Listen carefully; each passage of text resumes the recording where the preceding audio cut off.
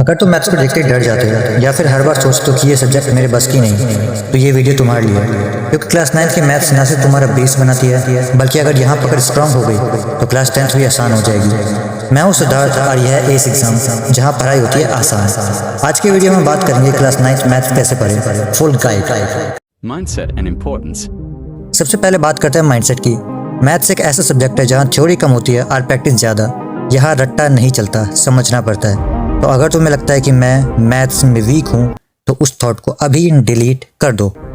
Maths कोई talent नहीं है, ये एक स्किल है और स्किल प्रैक्टिस से बनती है। क्लास 9 के चैप्टर जैसे कि number system, polynomials, linear equation, geometry, ये सब आगे चल के क्लास 10th और कॉम्पिटिटिव एग्जाम में भी काम आएंगे।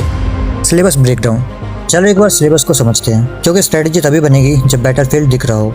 मैं इन्हें आसान से मुश्किल की कैटेगरी में डाल रहा हूँ। Number 1 number system, number 2 polynomials, number 3 coordinate geometry, number 4 linear equation in 2 variable, number 5 introduction to Euclid geometry, number 6 lines and angle, number 7 triangle, number 8 quadrilaterals, number 9 circle, number 10 Heron's formula, number 11 surface area and volume, number 12 statistics. ये 11 chapter का syllabus divide होता है algebra, geometry, mensuration, statics में। हर area के लिए अलग strategy होनी चाहिए, लेकिन मेरी बात सुनो। चैप्टर 1 अकेला तुम्हें 10 नंबर दे देगा। स्टैटिक्स अकेला चैप्टर तुम्हें 6 नंबर देगा, तुम्हें विश्वास हो रहा है? और कोऑर्डिनेट ज्योमेट्री जो बस आधे घंटे का चैप्टर है, वो तुम्हें 4 नंबर दे देगा। इन चैप्टर्स को छोड़ना मत बिल्कुल, ये तुम्हारे लिए एक गोल्डन अपॉर्चुनिटी है।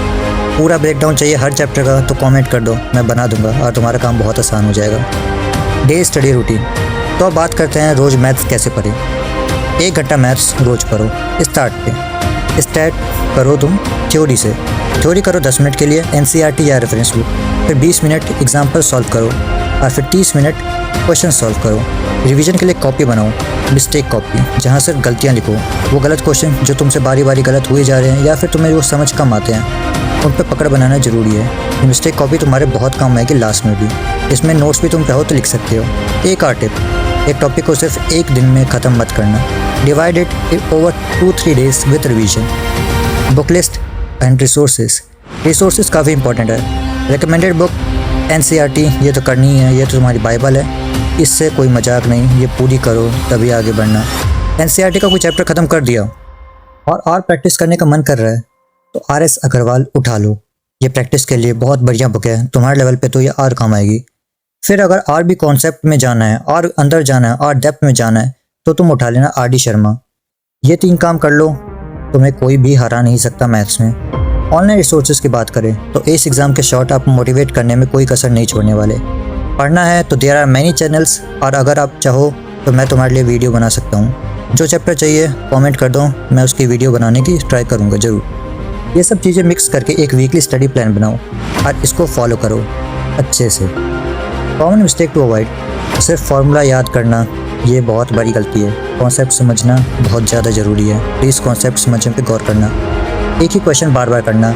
जो तुम्हें लगता है कि यार ये क्वेश्चन तो मेरे को आ गया, अब मैं यही करूँगा, ये चैप्टर तो मेरे को आ गया, मेरे को ये क्वेश्चन करने आता है, तो ये सिर्फ गलती है और तुम एक गलतफहमी में जी रहे हो। नए क्वेश्चन ज़रूर करना और नई बुक इसलिए मैंने रेकमेंड करी है। कुछ बच्चे इसी का उल्टा करते हैं, सिर्फ डिफ़िकल्ट क्वेश्चन पे ही करते हैं और वो डर जाते हैं और उनको लगता है कि ये चैप्टर तो मेरे से नहीं होगा, ये वाला चैप्टर छोड़ देता हूँ, ये भी छोड़ देता हूँ, और फिर लास्ट में वो कुछ नहीं करते और फिर कहते हैं भाई थोड़ा सा दिखा दियो।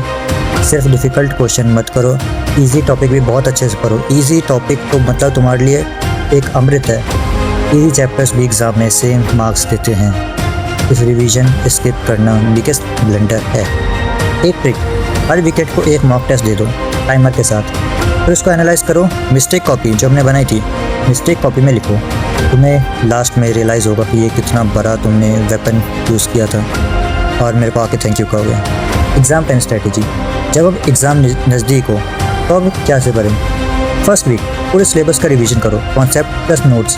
Second week only question, mix of easy, medium and hard. Third week previous year paper plus mock test. Fourth week focus on your mistake notebook and formulas. Use formula chart, cheat sheet, sticky notes, ये visual memory boost करेगा। Final motivation, यही है कि maths तुमसे सिर्फ एक चीज़ मांगता है, कंसिस्टेंसी। रोज़ थोड़ा पढ़ो, रोज़ प्रैक्टिस करो और मैं गारंटी देता हूँ तुम्हारा कॉन्फिडेंस डबल हो जाएगा। अगर ये वीडियो हेल्पफुल लगा तो लाइक करो, शेयर करो क्लास 9 के दोस्तों के साथ और कमेंट में लिख के बताओ कौन सा टॉपिक तुम्हें सबसे मुश्किल लगता है। मैं उस पर भी वीडियो बना दूंगा। मिलते हैं नेक्स्ट वीडियो में, तब तक के लिए keep solving and keep growing, क्योंकि एस एग्जाम है तो टेंशन नहीं।